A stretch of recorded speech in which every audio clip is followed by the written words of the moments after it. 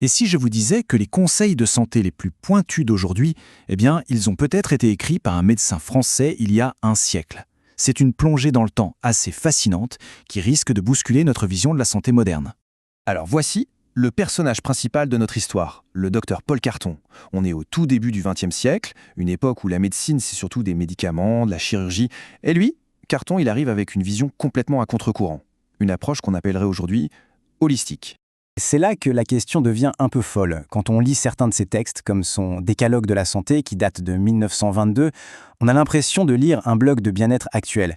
C'est juste stupéfiant de voir à quel point il était en avance sur son temps. On peut vraiment le voir comme ça, oui. Un prophète du bien-être. Allons voir de plus près cette vision avant-gardiste, une vision où la maladie, finalement, n'est pas une fatalité, mais plutôt la conséquence de nos choix. Voilà le cœur de sa pensée. Pour lui, c'est simple. La santé, c'est notre état normal, notre état par défaut. La maladie, ce n'est pas de la malchance, c'est le résultat direct d'un mode de vie qui va à l'encontre des lois de la nature. Il poussait même le raisonnement jusqu'à dire que les maladies dites héréditaires n'étaient que la conséquence de ces violations répétées de génération en génération. Et au centre de ces lois naturelles, il y avait un pilier, une obsession même pour lui, l'alimentation. C'était vraiment la clé de voûte de tout son système. Cette petite phrase, on l'a tous entendue. Mais pour Carton, ce n'était pas un simple slogan, c'était une vérité biologique pure et dure. Ce n'était pas une métaphore, la qualité des briques qui construisent notre corps, c'est-à-dire nos cellules, dépend directement de la qualité de ce qu'on met dans notre assiette. Et c'est là qu'on voit à quel point il était visionnaire. Il y a plus de 100 ans, il décrivait déjà le choc de deux mondes. D'un côté, son idéal, une alimentation simple, locale, vivante, et de l'autre, ce qu'il voyait arriver, la nourriture industrielle, raffinée, qu'il appelait des cellules mortes, totalement incapables de nous maintenir en équilibre. Et il allait encore plus loin, avec une idée qui était carrément radicale pour l'époque, l'être humain ne serait ni carnivore ni omnivore, mais frugivore.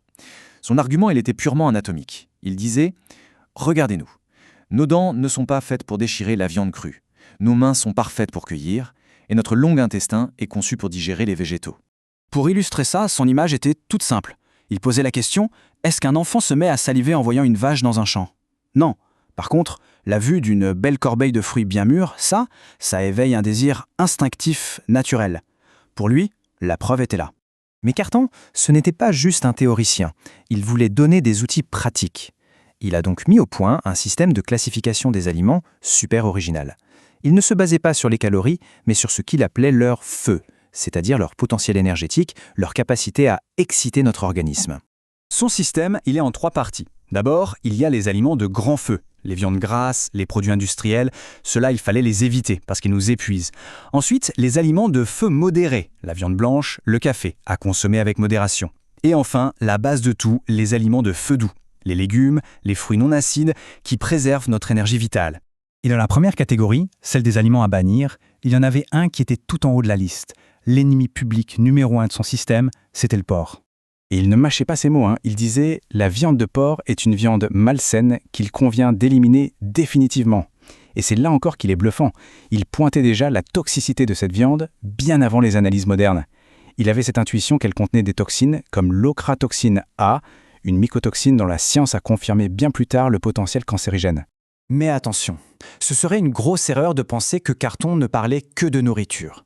Son approche était bien plus vaste. L'alimentation, c'était la pièce centrale, oui, mais d'un puzzle beaucoup plus grand.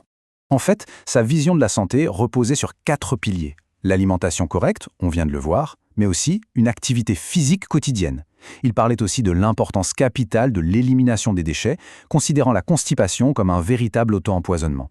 Et enfin, une connexion profonde avec les éléments. L'air, l'eau, le soleil. Pour le mouvement, pas la peine de courir un marathon. Lui, il vantait les mérites de la marche de tous les jours. Il l'appelait le plus simple et le plus efficace des exercices. Pour lui, c'était le moyen parfait d'assurer ce qu'il appelait l'équilibre budgétaire du corps entre ce qu'on mange et ce qu'on dépense. Et ça nous amène à une autre de ces phrases magnifiques.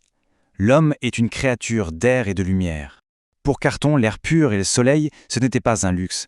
C'étaient des nutriments essentiels, capables de calmer notre système nerveux et de nous renforcer. Il nous encourageait déjà à fuir la pollution et à prendre des bains de soleil modérés. Et pour finir, bien avant que ça ne devienne à la mode, il faisait le lien entre le corps et l'esprit. Il était persuadé que nos émotions ont un impact direct sur notre santé. Une nature joyeuse, optimiste, pouvait, selon lui, booster nos défenses immunitaires et nous rendre plus forts face à la maladie. Bon, alors, que reste-t-il de Carton aujourd'hui? Eh bien, ces idées, qui étaient marginales à son époque, sont maintenant au cœur de nos préoccupations, que ce soit pour la santé ou même pour l'écologie. Regardez bien ce chiffre. 15 kilos. C'est la quantité de protéines végétales qu'il faut pour produire un seul petit kilo de protéines de bœuf. Et c'est ça qui est absolument fascinant. Cartan, en conseillant de manger moins de viande pour notre santé personnelle, a mis le doigt, sans même le savoir, sur un des plus gros problèmes écologiques de notre siècle, le gaspillage et le coût environnemental de la production de viande. Au final, l'histoire de Carton nous apprend quelque chose d'essentiel. Les idées qui semblent révolutionnaires sont souvent moquées avant de devenir des évidences. Et ça nous amène à une dernière question. Parmi les idées qui nous semblent un peu folles ou radicales aujourd'hui, lesquelles seront les vérités de demain ?